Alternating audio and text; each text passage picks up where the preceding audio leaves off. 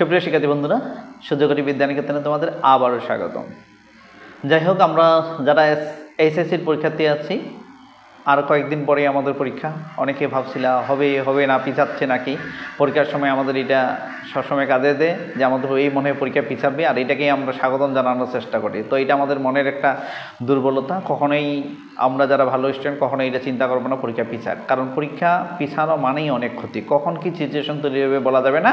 তো যাই হোক, সর্বোপরি আগামী 25 তারিখ থেকে আমাদের পরীক্ষা শুরু হচ্ছে। এই পরীক্ষায় যেন তোমরা ভালো কিছু করতে পারো। অনেকেই অনেক পড়ছো, আমি বিশ্বাস করি যে তোমাদের পড়ালেখা মোটামুটি শেষ। তবুও যারা অনেক অনুরোধ করছো তাদের জন্য আমি আজকে একটা সাজেশন নিয়ে আসলাম। আজকে আমরা 1 থেকে 3 নম্বরে যে আমাদের প্যাসেজগুলো থাকে, সিন প্যাসেজ, আমরা ওই প্যাসেজের সাজেশন নিয়ে আলোচনা করবো বন্ধুরা। তো আমাদের কি কি পড়া হবে, আমরা মূল টপিকে ফিরে যাই। আমাদের 1 থেকে 3 নম্বর কোয়েশ্চেন, আমি এখন যেগুলো বলবো সেগুলো হচ্ছে 1 থেকে 3 নম্বর কোয়েশ্চেনের জন্য আমাদের কি কি প্যাসেজ ইম্পর্টেন্ট।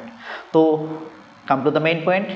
নাম্বার 1 ইম্পর্টেন্ট আছে বন্ধুরা, এডুকেশন গিভস আস নলেজ ... অর্থাৎ আমি শুরুগুলো বলবো, তোমরা একটু তোমাদের পাঠ্য বই থেকে মিলিয়ে নিবা। আমাদের নাম্বার 1 ইম্পর্টেন্ট হচ্ছে education gives us knowledge. Number 2 important হচ্ছে দ্য ফেমাস গ্রিক ফিলোসফার এরিস্টটলের কাহিনীটি। নাম্বার 3 ইম্পর্টেন্ট হচ্ছে education aims to bring. Number 4 important হচ্ছে dreams have fascinated. Number 5 important হচ্ছে অ্যাডোলসেন্স দিয়ে যে গল্পগুলো আছে সেগুলা। নাম্বার 6 ইম্পর্টেন্ট হচ্ছে নেলসন ম্যান্ডেলার কাহিনীটি। নাম্বার 7 ইম্পর্টেন্ট হচ্ছে when a girls got married. Number 8 important হচ্ছে I have a dream. Number 9 important হচ্ছে the act of thinking. Number 10 important হচ্ছে চিলড্রেন্স রাইট। নাম্বার 11 ইম্পর্টেন্ট হচ্ছে Islam was Jerry. Number 12 important হচ্ছে a plate of hot french fries. তো বন্ধুরা, 1 থেকে 12 পর্যন্ত আমাদের অত্যন্ত ইম্পর্টেন্ট। যারা আমরা অল্প পড়তে চাই, অল্প পড়ে ভালো কিছু নিতে চাই, তাহলে তোমাদের মূল সাজেশন বলতে আমি যেটুকু ফোকাস করছি সেটা হচ্ছে 1 থেকে 12তম পর্যন্ত ইম্পর্টেন্ট। আর যারা আমরা মনে করি যে সাজেশন তো আসলে অল্প পড়লেই হয় না, আমরা যারা মনে করি যে আমাদের কি করতে হবে, কমন আমরা মিস করতে চাই না, বা আমাদের মোটামুটি প্রিপারেশন ভালো আছে, তারা পরবর্তী যেগুলো আমি বলতেছি সেগুলো একটু দেখে নিতে পারো। তবে আমি আরও বলছি যে আমি 1 থেকে 3 নম্বর কোশ্চেনের জন্য প্যাসেজগুলো একসঙ্গে দিচ্ছি। এগুলোই তোমাদেরকে উলট পালট করে আসবে।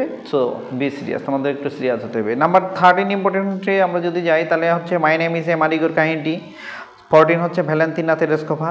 নাম্বার 15 হচ্ছে দ্য অরফানেজ অথবা oblique at dead light I was. 16 important হচ্ছে ইকো ট্যুরিজম অথবা দ্য আইসল্যান্ড অফ সেন্ট মার্টিনসের যে কাহিনীটি আছে। নাম্বার 17 ইম্পর্টেন্ট হচ্ছে the success of Kalsindur. Number 18 important হচ্ছে কল্পনা চাওলার কাহিনীটি। আমাদের 19 ইম্পর্টেন্ট হচ্ছে in civic engagement.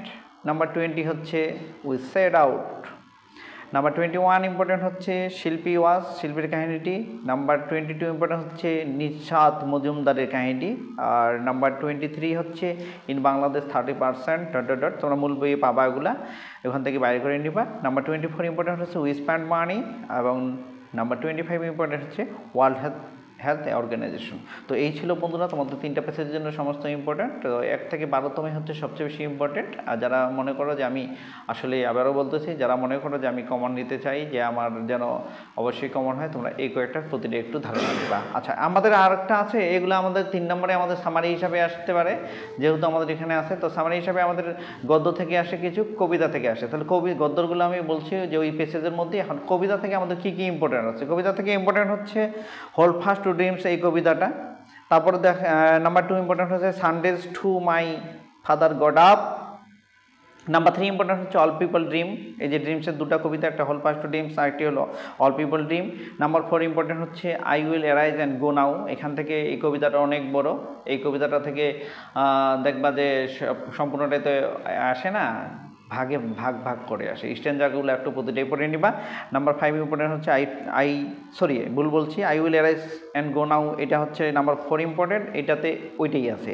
R number 5 important I love to rise in a summer মন, এটা হচ্ছে দ্য স্কুল বয়ের হোয়াইট আজ এ চাইল্ড হেড স্কুল যেটা আছে এই কবিতাটা। এইটা হচ্ছে আমাদের বেশ কয়েকটি ভাগে থাকে। স্ট্যান্ডার বেশ কয়েকটা আছে, যে কোনো আসতে পারে। তো প্রতিটাই আমরা একটু গুরুত্ব দেবো, কোন স্ট্যান্ডার থেকে আসে তোমরা একটু বই দেখলেই বুঝতে পারবা, ঠিক আছে। আর নাম্বার 6 ইম্পর্টেন্ট হচ্ছে আই ডাইড ফর বিউটি। এই 6টি হচ্ছে কবিতা অত্যন্ত গুরুত্বপূর্ণ। আমি আশা করি যে সৃষ্টিকর্তা যদি তোমাদের প্রতি নারাজ না হয়, এখান থেকে যথেষ্ট কমন পাবা।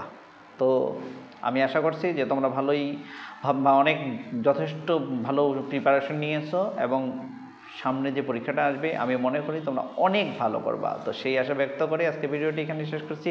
ধন্যবাদ সকলকে।